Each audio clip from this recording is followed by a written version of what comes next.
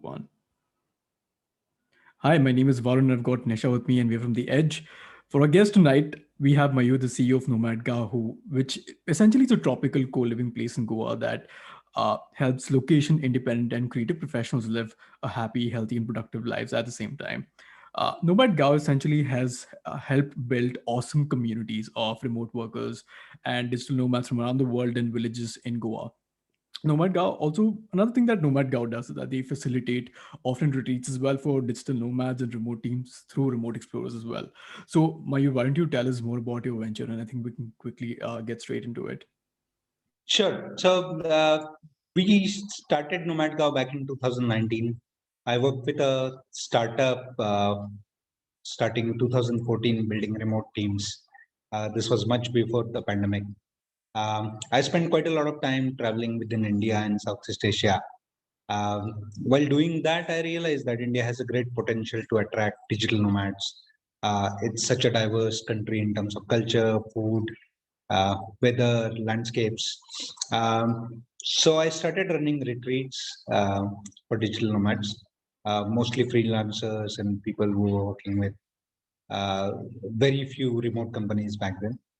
Um, while doing that, I realized that I needed to have my own space at some point in time to really do this efficiently because I wanted to make remote work popular in India and India popular among global remote workers.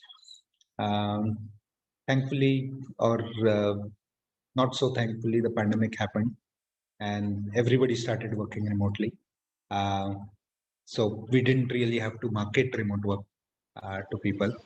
Um, we started just before the pandemic. Within first few months, we hosted digital nomads from around the world. Uh, and then suddenly, we had this big shift in demographics with mostly Indians coming over to our space. We have hosted entrepreneurs, freelancers, and even remote employees of Google, Amazon, um, Flipkart, Facebook over the last 1 year since 2 months since the pandemic started. Interesting times to start something like this. Uh, Happy to chat more about it during the conversation. Thank you, Mayur. I think what really excited me, and the reason we're having this conversation for our Seeing Beyond series, is that you were already working remotely much before remote work was fashionable, also, right? And you said, you mentioned that you already started in 2014, and you've done quite a bit of remote work, working in other countries also, if I'm not mistaken. Of course, in India as well. Um, but this episode is to focus mostly about reverse migration to some extent, as a future of work trend, something that we are already seeing, but you are validating for us, right? Because you are experiencing it currently. So can you tell us, Mayur, will this move to remote work, although organizations are talking about going hybrid, but I still feel that flexible work is here to stay. So in such a move, do you think that we are headed towards reverse migration? Do you think you can share profiles of people who've really come to Nomad Gaon, and what is your take on reverse migration, therefore? Yeah, sure. So, as someone who grew up in a small town and had to step out to a big city only for the career, uh, I feel that remote work has a great potential to reverse all of that, right? I always believed in that, but it's actually happening now due to the pandemic. Um, so when I shifted from my small town to a big city, uh, I was lonely. I had to leave my friends back home. I had to leave my family back home. And when I started working remotely, I realized that uh, moving to some place should not be a forced action, right? Moving to some place should come from within, uh, and that's the power remote work gives you, right? Uh, there are a lot of things here. India is still a family-oriented country. So even if, let's say, young professionals are working in big cities, they often go back to meet their families. And I know a lot of people who have been in their villages for last 1 year. One of my friend, he works with UBS. Finance is the last place to really allow remote work, but because of the pandemic, he's been working remotely. He's back home in his village in Bihar, spending time with his family. We have had a lot of people coming to Goa. So what typically happens is people who want to move to Goa, they're first, at the beginning they're unsure and they come to us and they say, okay, we'll spend a month or two here. During that time, we'll see if it works for us. And we'll also get time to figure our logistics out during that time. And at least 10 to 12 people I have encountered over last 1 year who have really moved on here, coming to NomadGao first and then finding their own place. I feel that even though hybrid remote work is happening, where people will go back to go to office a few times a week and work from home or work remotely rest of the days, I feel there would be 10 or 20% workforce, especially knowledge workforce, which will continue to be fully remote. Because on both sides, on company side, it's clear cost saving. On employee side, it's more time for themselves, less time commuting, more time for families, more time for their hobbies, more time for learning something new. So I feel that we'll still have 10 to 20% people continuing to work remotely, and these are the people who will be the what should I say, early adopters of reverse migration, right? Because these people have the flexibility to be anywhere. Some of them will choose to be digital nomads, travel around the world. Some of them will choose to be in the city or move to some other smaller place. Some of them will go back to their hometowns. Perhaps a little percentage of them will continue to live in big cities because of their choice and not because they're bound to do that. So one of the things that sort of another trend or something that we've been noticing is the fact that co-living also is sort of being clubbed into this entire biosphere of remote working and all of these things. Uh, what are your thoughts around that, though? I mean, why do you think co-living is into the picture, and why do you think it could be something that could become more normalized as we go along? Yeah. So I would ideally differentiate between the urban big city metropolis co-living and tier 2, tier 3 rural co-living. I think, urban co-living, the drivers are very clear. Big cities, the real estate is expensive. Um, so urban co-living, I consider that as a fancy PG, um, because the drivers are purely, primarily economic. This is not to undermine urban co-living movement. It's just the way it is, right? On the other hand, tier 2, tier 3 rural co-living is more about going back to roots, uh, finding your peace in a new place, using the flexibility that you have to explore something new. Um, so when I talk about that, as I said, there would be different classes of people. Some will move to their hometowns, but then after spending few years in the city, big city, with a different mindset, it is possible that it's going to be hard for them to get along with their extended families, and they would prefer to be in the company of like-minded people. That's where co-living comes into play. Then there are some entrepreneurial people who will say, I want to go back to my roots because A, I want to save money. B, I want to be in a more natural environment. I just want to avoid the commute and pollution and the hustle bustle that comes with a big city. So this entrepreneurial uh, youngsters will choose to be in a co-living so that they get to meet uh, their co-founders or people they can collaborate with. And then there are digital nomads who travel while working remotely. So I did that for about 4 years, traveling around India and Southeast Asia. Uh, those will drive more destination co-living movement because they would prefer places which are, which offer them good quality of life, like Goa for that matter. Um, and they, at the same time, they want to be a part of community where there are events. So they don't want to essentially miss out on their career growth or personal growth, but they also want to have a place where they can, have fun.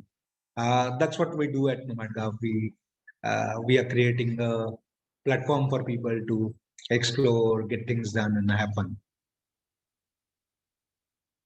Nice. Actually, Varun and I have covered work from home, working remotely. This is the first episode we're covering work from Goa. I think that's a thing too. Like we can't forget that work from Goa will be a thing, you know. Yeah. People already. So I just met someone a couple of weeks ago, and he said Goa is the new Bangalore, and I was like, okay, maybe yeah, because I know a lot of startups which are working from here now. The ecosystem is very fragmented at this point, but once things open up, we want to run meetups, we want to run boot camps so that we get along, get the ecosystem together because it's nice to have to know other startups, other people who are working from the village next doors, and I think that's what is missing in Goa, which Bangalore is known for which Bangalore is known for. So. Yeah, but that brings me to this point, no, Mayur. How do you think this movement can drive rural development and social change? The reason I'm asking this is, you just spoke about Bangalore. Bangalore had I mean, the weather's still great, but it had great infrastructure, which over the past few years, actually, you would think that more development means better infrastructure, but it's the opposite that happened here, you know. So, how do you think uh, this movement really can, this reverse migration to some extent can drive rural development and social change, though? And, what should the right way of that happening be? Yeah. So it's a topic very deep to my uh, very close to my heart. This is something I've been thinking about for past uh, because when I started working, remotely and traveling as a digital nomad, the first place I went to was a village in Himachal. I spent about a year there, and I've seen, the positives and negatives of influx of digital nomads and urban folks out there. All right. So on the positive side, I feel it brings a lot of skills, knowledge to rural areas. Uh, so what we are also doing here, it's is use our space to do some skill share with the local population and the community because we get a lot of people with different skill sets, and some of those skill sets are very relevant to the rural population. For example, something as simple as using social media effectively, right? Everybody has a phone right now, but uh, it's very important to give exposure about how to use your phone, how to use social media properly and for your growth. So that's one part. On the second point, there is the opportunities that digital nomads create in local surroundings. Because unlike regular tourists, digital nomads basically live like locals. They contribute to local ecosystem. They don't stay in a resort, eat in a resort. They go to nearby roadside restaurants. They buy stuff from grocery stores. So it does lead to some economic development of surroundings. Then it's also about bringing entrepreneurship to rural areas, right? It's not just the skills, but just the spirit of entrepreneurship. So if there are 10 startups around in the same area, that kind of adds to curiosity, and that drives local students to think differently, try something new. Then in terms of equality, I feel it also adds to gender equality, because if you see the workforce participation rate for women in India is one of the lowest, right, in the world. But if let's say digital nomads are going to smaller places and villages, it will create opportunities for local women as well. Some of them might choose to work with local women. So one of my friend is working actively with local women to create handicrafts and sell them online. Without the influx of digital nomads, startups, and the skills and knowledge that they bring in, this wouldn't have happened.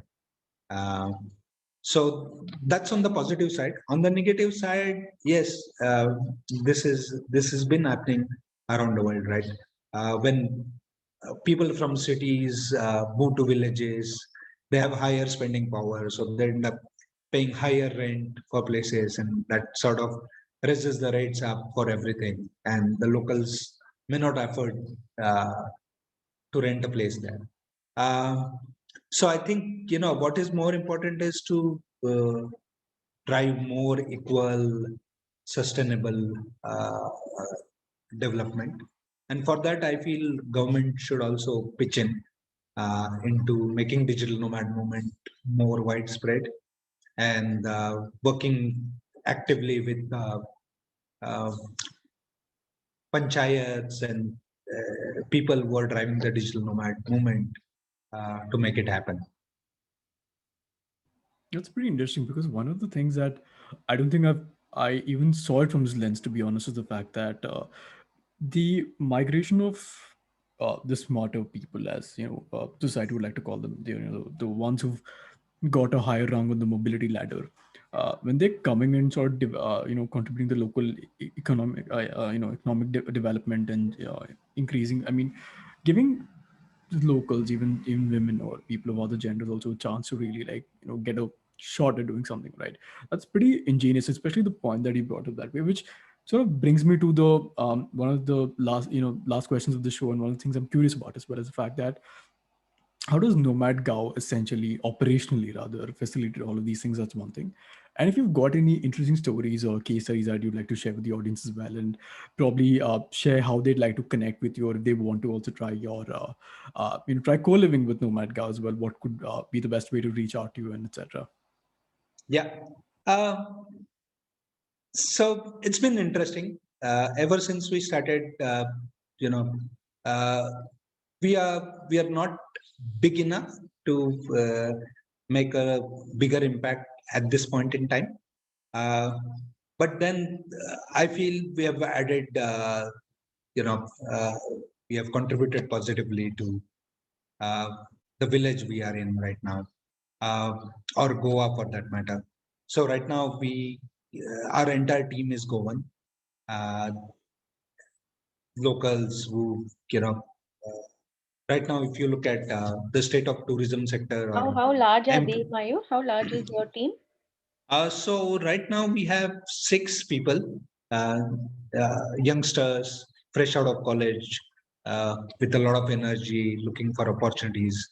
And because everything is, shut in Goa, the tourism is the worst hit industry.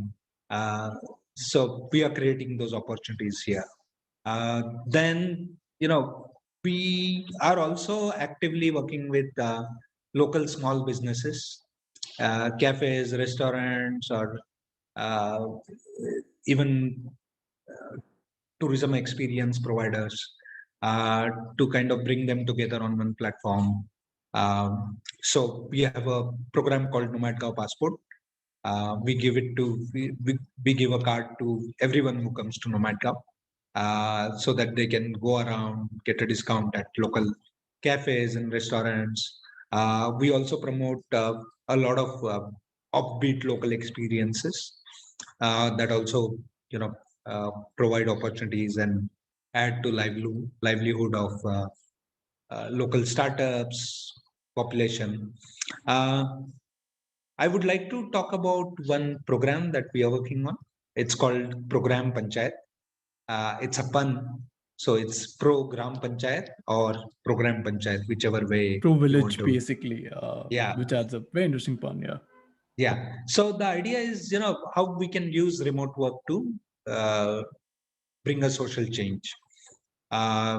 So we are designing a fellowship program wherein if you have a remote job, you can apply for the fellowship program. We work with panchayats. You can spend 3 months in a panchayat. During the day, you work on your own projects, job, whatever it is. Couple of hours a day, you spend with locals, teaching them things, learning things from them. So there is a lot to teach, but also a lot to learn in terms of living sustainably or organically, for that matter. So the idea is to help cities learn from villages and villages learn from cities. That's one. I'm just thinking how. May you talk about the passport? Passport kya hai? What is the passport exactly? So Nomadgaon Passport is basically our our way to distribute or give back to the local ecosystem and community, right? So we don't want people to come to Nomadgaon and spend a couple of months here without going or exploring anything else. I feel that's not fair. So we want to push them to try some other local restaurants, which are perhaps not so well known, but run by locals or really have something great to offer. So we are tying up with them. Then just today, I met a entrepreneur who's based in Goa for last decade or so.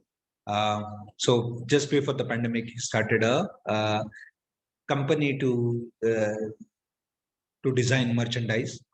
And because he's in his 60s, he's not tech savvy and well versed with e-commerce.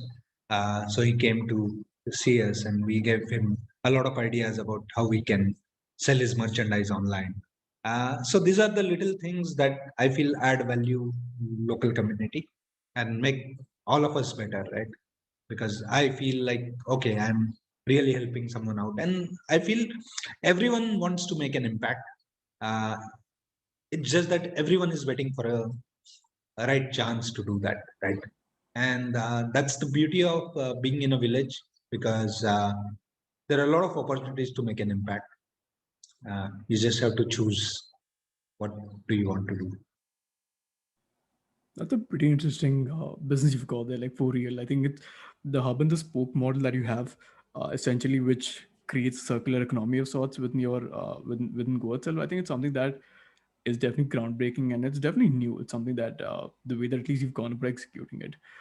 So Mayur, it was amazing having you on the show. Like it was, I think one of the most interesting shows. One thing more we should ask me. How many more nomad gaos are coming up in Goa? Exactly, I'm yeah. asking him this only because I've already spoken to him about it. That's why I feel like So we started with one location, that's Asagaon, with one property. Now we have 4 properties across 3 villages in Goa. 2 of them have co-working space, where we ensure that there is proper internet connectivity, multiple internet connections, power backup, something that, at the end of the day, everyone wants their life to be sorted, right?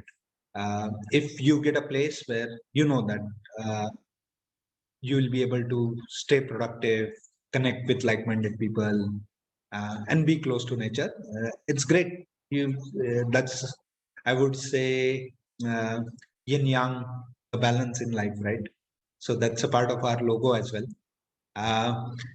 We are also facilitating. This is something I didn't mention before, but we are actively, talking to startups uh, to run their retreats, team outings, or if it's a remote startup, they can just come and stay at NomadGao for a month, where everything else is taken care of, so they can focus on building great product and great companies.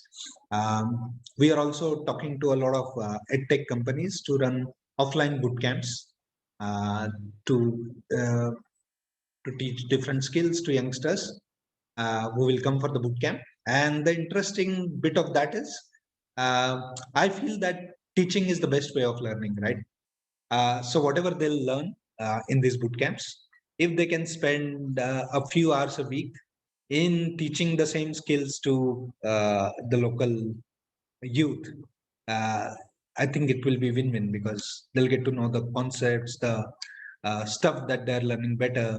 The locals will learn something new. So it's great.